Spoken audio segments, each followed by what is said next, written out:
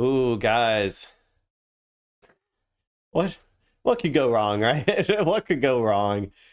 Um, well, Pete Hegseth, uh, he has purged every woke person he could possibly find, every woman he could find, every black person he could find, every non-white Christian male.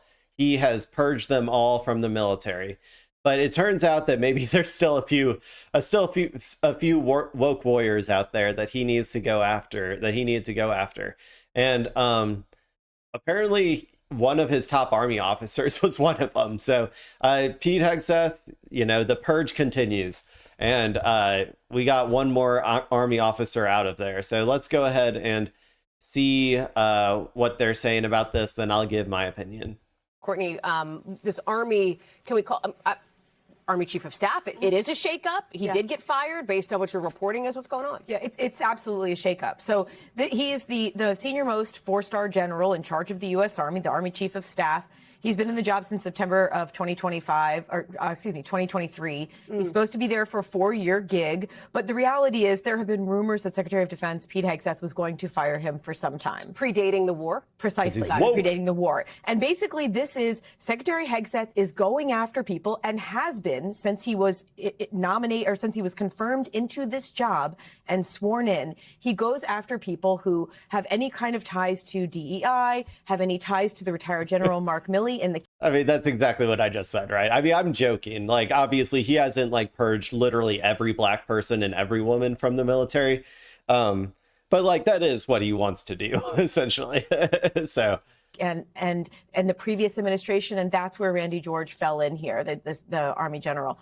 He worked directly as the senior military aide for the former Secretary of Defense Lloyd Austin. So the reality is he has been in the crosshairs with Secretary of Defense Pete Hegseth for some time. But I cannot stress to you enough the idea that the Secretary of Defense just fired the head of the Army, the 4-star general in charge of the United States Army while the U.S. is at war, is for nothing to do with the war, by the way, is so beyond unorthodox. Okay, I'm going to go ahead and give my opinion. I was going to wait till the end, but yeah, so like I said, I was really joking about the whole DEI thing. I mean, obviously he is trying to purge the military of anybody who is not pro the white supremacist vision that he and Donald Trump and Stephen Miller have for the American military.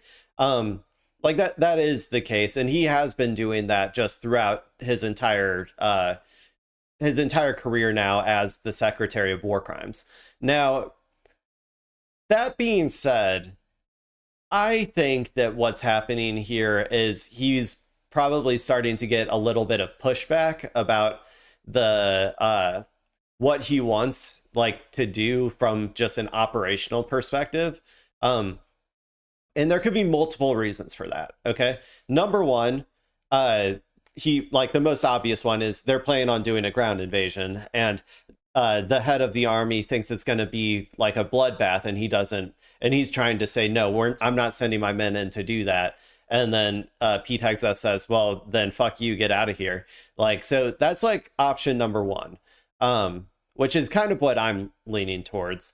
Oh God, now I forgot where I was going with option number two. I'm sure it'll come back to me at some point, but yeah, that's kind of what I think is probably going on. Yeah, I don't know. I had another option, and it was somewhat important, I thought, but I don't know if it's important enough. I'll remember, but yeah, I wouldn't say that that it was for nothing to do with the war. I think that's a little bit of an I think that's just a little bit of a cope, if you had to ask me. I guess I don't need the closed captioning on.